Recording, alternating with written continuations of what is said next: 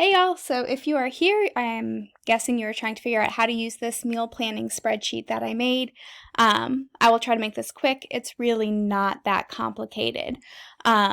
So at its most basic level, it gives you the option to choose meals, and then it will take all the ingredients for those and compile them into your shopping list. So the first thing you want to do is come to this meal selector tab over here. And then this gives you the choice in the first drop-down list to pick one of the categories, or you can just go to all of the meals.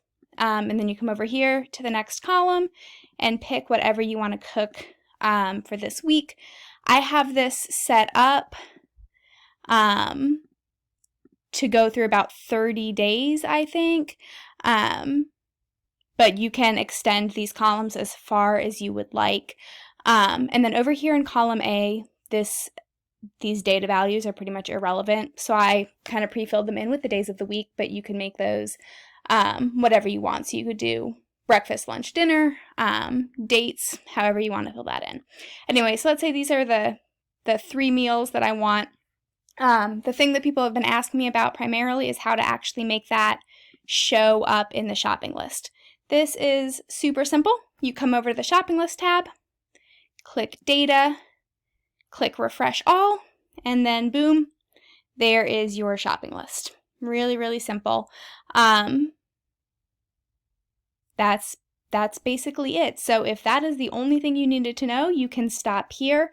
I'm going to go ahead and continue explaining just a few other things about the spreadsheet, but that is the most basic function that you probably needed to know. So the next thing I'm going to explain is how you can filter and cross-filter for specific recipes. This one is also super simple. If you come over to the Recipes and Notes tab, you can see here's all of the recipes. Here's links where you can find the instructions for them online, any of my personal notes for them, and then the different categories I have for them over here. So let's say you are looking for the recipes that are all of your poultry options, and then you want poultry that you can make, so that's chicken, turkey, obviously, in 30 minutes or less. There you go. It's filtered it down to everything that fits those 2 categories. Maybe you're trying out a Whole30 or you're gluten-free or dairy-free or something like that. Boom, it narrows it down even further. So you've got whatever meals kind of fit those. Again, these categories are probably subjective and made by me. Feel free to adjust things how you want. But yeah, so now you can see, okay, here's the 5 meals that fit those parameters. You can come back over to your meal selector and pick one of those. So I'm going to clear these filters out here before I go forward. Yeah, so that is kind of the main functionality of how you can choose meals here. A simpler way to look at the meal categories is to come over to the meal category lists, and you see them all listed out here. Okay, so again, if all you're interested in doing with this is using the meals that I have preloaded into it, you are probably good to go at this point. You don't need to know anything else. You can stop watching. If you wanted to add any of your own meals, I'm just going to walk you through really quickly how I do that. If you already know how to use Excel pretty well, maybe you don't need this at all, but just in case, here we go. So I always start over here on my Recipes and Notes tab. And I'm going to come down here and let's say that I want to include a recipe for French toast. If I had an online recipe I was referencing, I would put the link in there. I'm not going to do that because it's just French toast. So I'll come up here and see, okay, it's not poultry, it's not beef, it's not it is vegetarian, so I'll add a yes to that category. It doesn't go in my Instant Pot. It's not grillable. I'm going to say yes, it's casseroles and comfort foods. Yes, it's 30 minutes or less. Yes, it's toddler friendly. So I've linked it right there.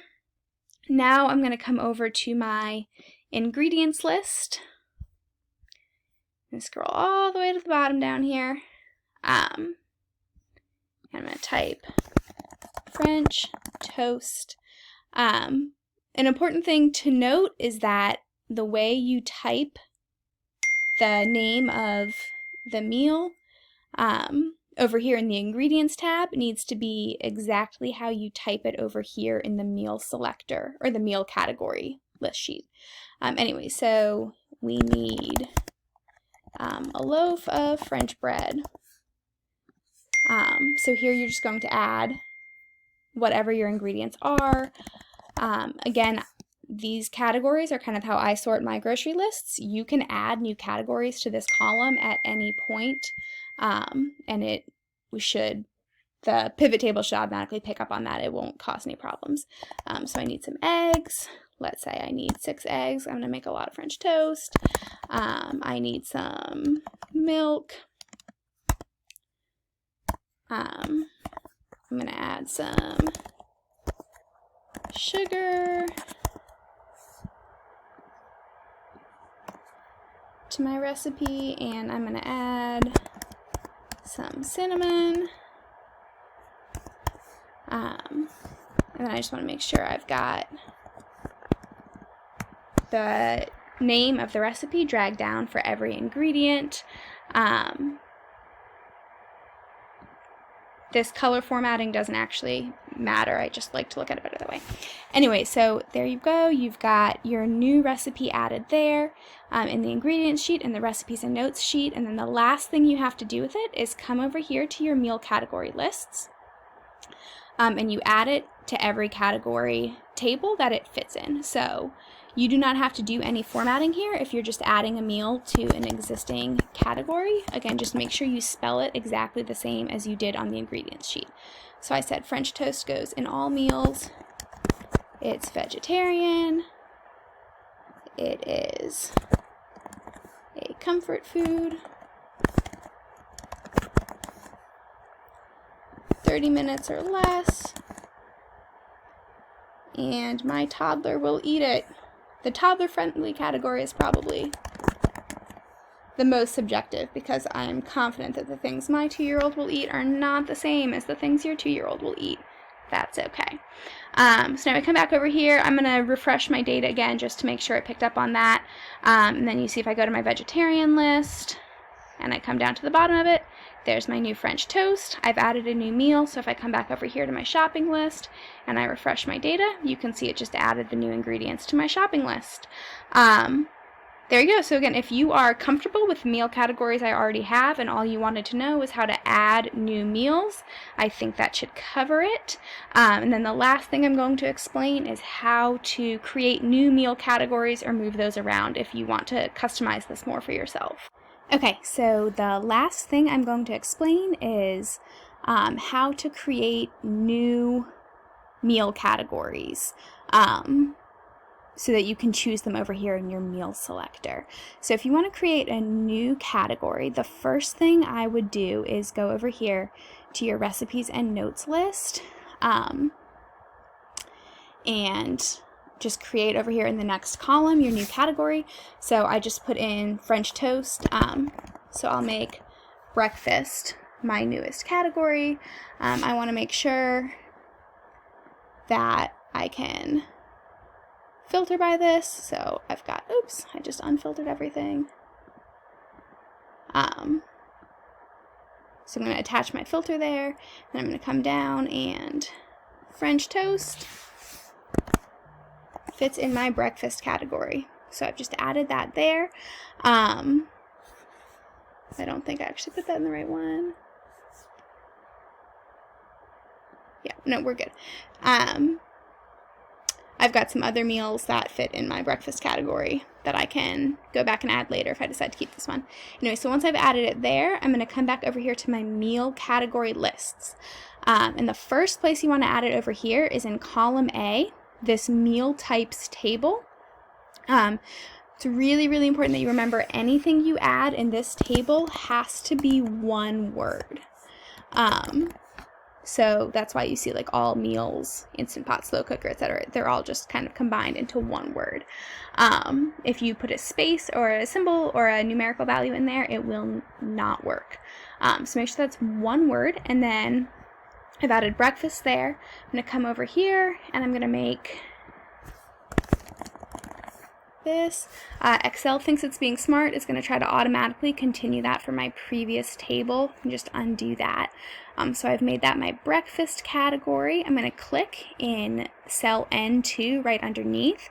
Come over here, press Format as Table. It does not matter what type of table you format it as. I just like mine nice and color-coded, so this one will be yellow. And it's really important you click My Table Has Headers. So make sure you've got that clicked. And then you can type in this cell, French toast. Again, you want to make sure that this is spelled exactly how you have the recipe spelled over in your ingredients list. That's the most important thing. And then clicking in that cell that you've just added, come up here in the top left where you can name this, and you want to name it exactly what you named this category over here in your meal types table. So type that in and then press enter. And then if you come back over here to the meal selector list, I'm gonna click data refresh just to make sure that it's had a chance to load that, and come down and you can see my breakfast category is now there. And